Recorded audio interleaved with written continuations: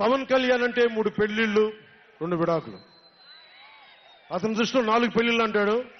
మరి ఆ 4గో పెళ్ళం ఎవరో తెలియదు. జగన్ ఏమో నాకు తెలియదు. మరి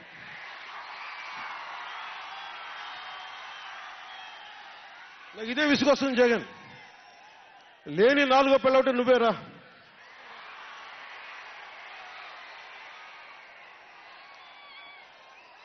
నేను ఎప్పుడైనా సరే భారతి గారికి కూడా చెప్తున్నాను, మేడం భారతి గారు, మీరు ఊహించుకోండి, మేము ఎప్పుడన్నా సరే మిమ్మల్ని చాలా గౌరవంగా భారతి గారు, మేడం భారతి గారు అంటాం.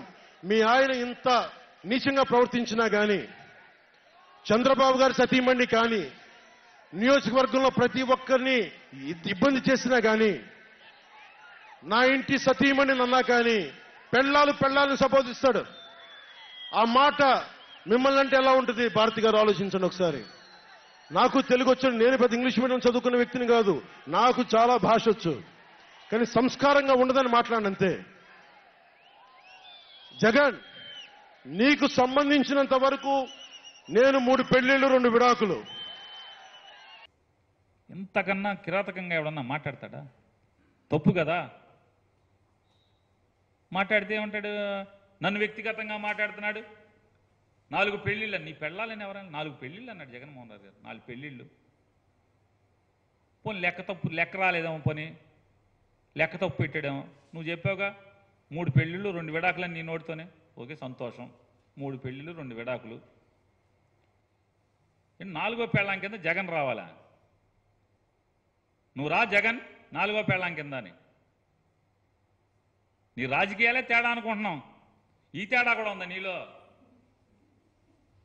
పవన్ కళ్యాణ్, నీ రాజకీయమే తేడా అనుకుంటున్నాం. చెప్పేది ఒకటి, చేసేది ఒకటి. జగన్ కాపురానికి రమ్మంటున్నావు. ఈ తేడా కూడా ఉందా మనలో? నాకు 3 పెళ్ళిళ్ళు 4 పెళ్ళిళ్ళు అంటున్నావు. నన్ను దత్తపుత్రుడు అంటున్నావు. చెప్పని అడుగుతున్నా. ఎస్, నీకు మొదటి పెళ్లి కాలేదా? 2 పెళ్లి కాలేదా? 3 పెళ్లి కాలేదా? 4గో పెళ్లి కాలేదు. 4గో పెళ్ళని నువ్వా అంటున్నావు. 4గో పెళ్ళం ఎవరో కాదు నాయన, నాదెళ్ళ మనోహర్ 4గో పెళ్ళం. మేము మా చేత ఎందుకు చెప్పించుకుంటా? ఏమి నాకు అర్థం కాలేదు. జగన్మోహన్ రెడ్డి పెళ్ళామా? నీకు చంద్రబాబుకి మొగుడు జగన్మోహన్ రెడ్డి గారు గుర్తుపెట్టుకోమని మనం చేస్తున్నా. ఈ పెళ్ళిళ్ళ గురించి ఇటు గురించి అన్నీ కూడా పవన్ కళ్యాణ్ మాట్లాడతాడు. అదేమంటే జగన్మోహన్ రెడ్డి గారు మాట్లాడారని చెబుతాడు. జగన్మోహన్ రెడ్డి గారు ఎప్పుడో 100కో 1,00,00,000కో ఆయన నీతులు చెప్పినప్పుడు ఇవన్నీ కూడా మాట్లాడితే 1-2 సార్లు మాట్లాడి ఉన్నట్టున్నాడు జగన్మోహన్ రెడ్డి గారు. ఈయన రోజు ఇదే చెబుతాడు, నాకు 3 పెళ్ళాలి 4 పెళ్ళాలి, నేను 5వ పెళ్ళం, ఇంకోటి 6వ పెళ్ళం అని చెప్తున్నాడు. కాబట్టి అవన్నీ కూడా ఆయన విజ్ఞతగా వదిలేస్తున్నాం.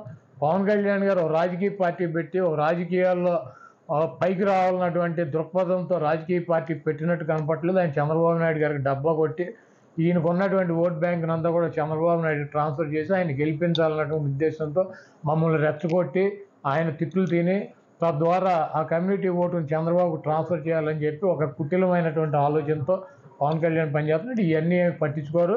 ఈ రాష్ట్రం ఉన్నటువంటి 80 లక్షల మంది కాపులు వాళ్ళ పాదాలతో చంద్రబాబుని పాతాళంలోకి తొక్కి ఇంకొకసారి ఇటువంటి చంద్రబాబు చేసేటువంటి నక్కజిత్తుల్ని, వాడి వెన్నుపోటుల్ని ఈ రాష్ట్రంలో వాళ్ళు సర్వనాశనం చేయడానికి సిద్ధంగా ఉన్నారు. డెఫినెట్గా అదే జరుగుతుంది.